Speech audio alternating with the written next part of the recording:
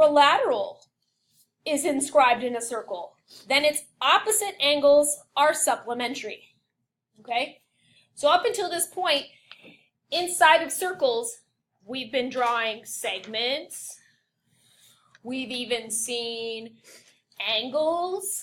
We've seen triangles. But now they're asking us to draw a quadrilateral. Quadrilateral has how many sides? 4. So I'm going to draw in this quadrilateral here. It doesn't even have to be a perfect rectangle. It can kind of be like a skewed rectangle here.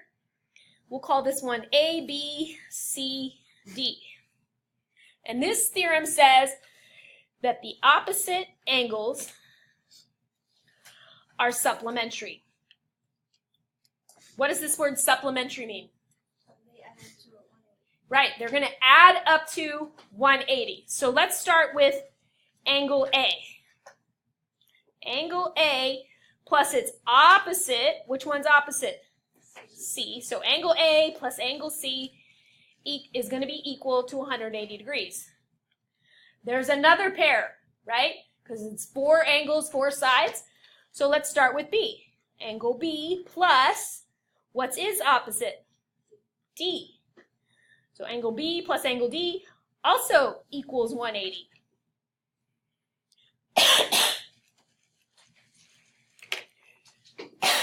Now, if it's a perfect square or rectangle, those measurements are all going to be the same. But if it's not a perfect square or rectangle, they aren't necessarily the same. Does that make sense? So on example number 5, let me move that up. We're going to draw one more circle.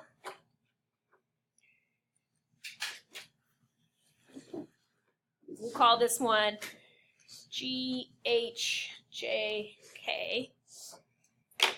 And then let me put in some measurements. G is going to be 3B plus 25. J is going to be, falling off my paper. Okay. It's going to be 6B plus 20. And K is going to be 10B minus 69. Okay? This is a 6. 6B. There we go. We want to find all of the angles, all 4 of them.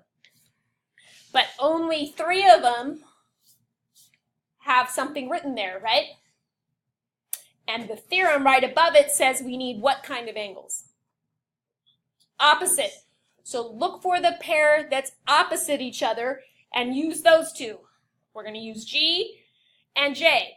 We'll eventually use K, but we can't start there. We have to start with G and J because they're opposite. Okay?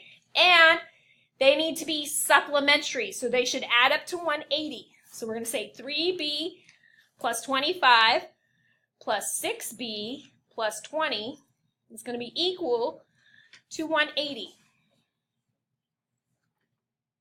Not equal to each other like they were on the other problem, but supplementary. So we're going to combine like terms on the left. 3B and 6B is 9B.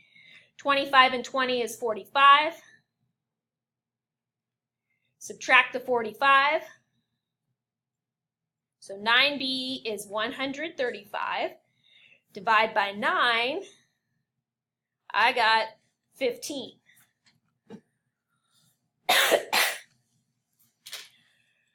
So I'm going to start with the one that looks easiest. I think G looks easiest, right?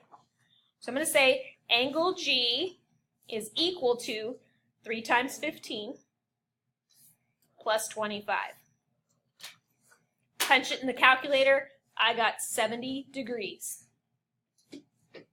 Okay, now we're going to go opposite G over to J, and there's 2 ways I can do it, right? I can either take that 15 and plug it in for B, or I can do what? They're supplementary, right?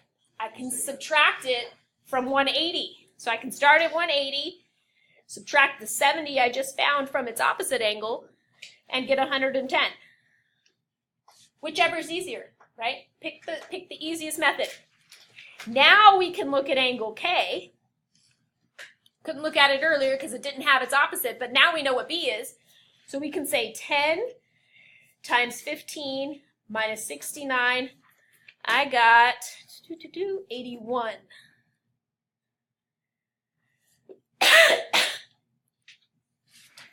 And now we've got one more to go. We've got h, angle h. There's no algebraic expression there at all, so we have to do the 180 minus the opposite 81. So we know it's 99.